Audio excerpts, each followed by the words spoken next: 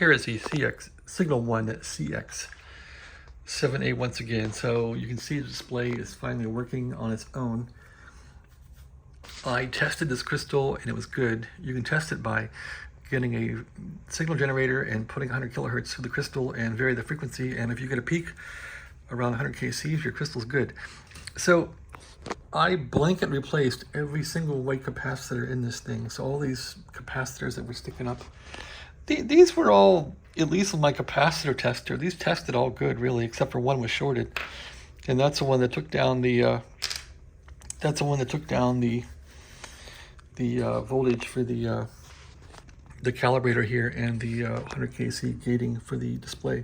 So once that capacitor was replaced, and that capacitor was right here, once I replaced that, the board came up. But then I figured, you know, since I'm in here, I'm just going to blanket replace all those white capacitors, and I did. I'm not sure that was necessary, really. Anyway, when I replaced all those, the board functioned worse as far as the display was not getting enough output. And when I pulled the display here to go, or pulled the calibrator to put it on the air so I could hear it on the receiver, the display would go wild. So anyway, I figured the best way to really cure that would be to upgrade this buffer transistor. So right here is Q10, and that is looking like that. I just put a BC337 in there that I got from Amazon Bojack, and that brought the signal way up. So now I don't have any problems anymore. So that's maybe an upgrade for someone that has one of these. I'm looking for the old transistor that's around here. Oh well, it's probably hit the floor. There it is. So yeah, so this is a guy that was in there, and it's pretty crusty looking. I mean, it probably works fine. It might have been a bit tired, I don't know, but anyway, putting that BC337 in here really brought up the signal going out. So you'll see here, these lines go out. One goes to display and one goes to the RF deck to go to that switch and put on the air to the receiver. So that's all been done. And as a result, it's chugging along here. So maybe it's fixed. I still got a bad problem with the receiver. And you also want to go through this board, and you know, people are in here a lot working on these things, pulling things on and off. You want to make sure all these pins are tight. So wiggle each wire and make sure the pins are tight, and tighten them if they need tightened. So that's what I did in here. My receiver tends to go into a happy mode where it's working very well. It's probably not on this board. I figured the AGC board, maybe it was messed up on this board, so I did change all the capacitors thinking that I could fix the AGC problem, but that didn't happen. And this capacitor here is a 1UF non-polarized, which is pretty interesting. I bought these to fix the FL7000, which didn't need it. So anyway, had a bunch of those laying around, and I stuffed all the 1UFs in here where the 1UF tower capacitors were. So a lot of these were 1UF. There, let's see. So anyway, I put in, like, you know, yeah, 1UF at 50 volts. I put in, these are all good for like 400 volts, and they're non-polarized. I mean, overkill, but that's what happened in here. So anyway, yeah, the radio's running now. Let's see if I can hear anything. Probably not, but you never know. So we're on 40 meters here.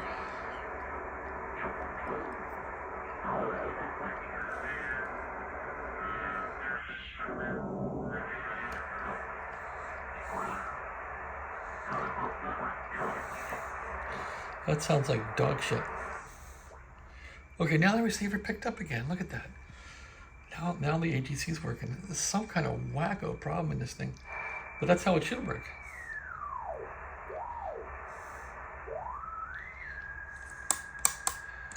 So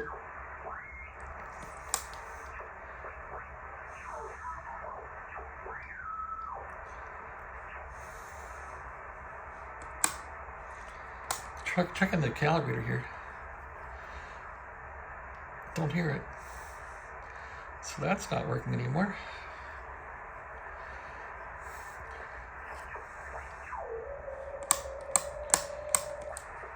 Jeez.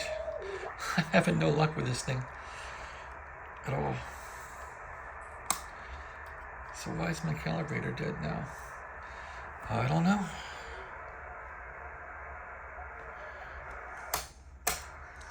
I don't know. Can't win with this thing.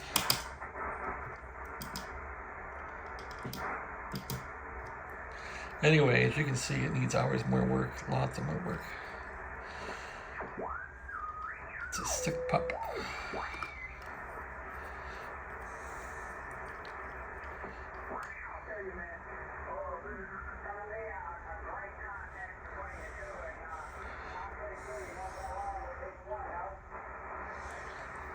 Yeah, now the receiver's working like it should. No calibrate though. So calibrate just comes off these wires here.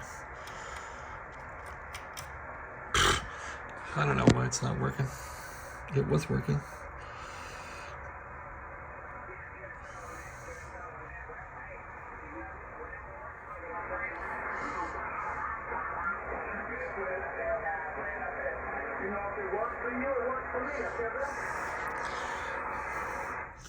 So I guess I could put the scope on here and see what kind of stuff's coming out of it. Anyway, that's something else to fix. And the pilot light runs off of 300 volts in this thing through some inductors and resistors, mysterious things that are somewhere in here. This thing is connected to the pilot light at 300 volts, and it bam, shorted out and brought everything down. So got to figure that out. Lots of little gotchas on this thing. All right, that's about it for this update. Yep, this all got redone as far as new capacitors and one new transistor. And that brought my display back. When I recapped the whole board, the display would not work hardly. I had very low output, so I just replaced this transistor with a BC337 NPN, and that brought it back. I have more gain now, so. But I have no calibrator, which is really bad. Let's see. So, no, I should calibrate somewhere. All right, where's the big gun? Here's the big gun. Let's get this thing fired up and see what the hell's going on.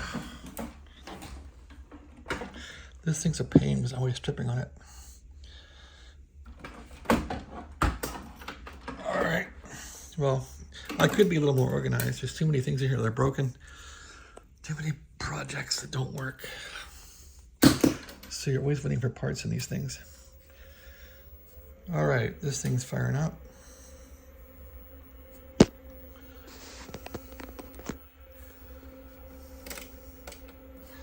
Let's see what kind of junk we get through here. And I don't have a grounding lead on this thing. That broke off. I'm using earth ground through the house. Great, huh?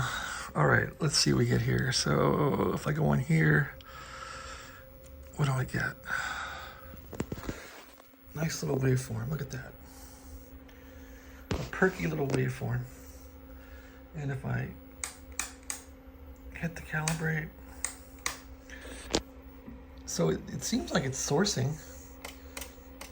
It's sourcing it, it seems like, because when I pull the calibrate out, it goes down.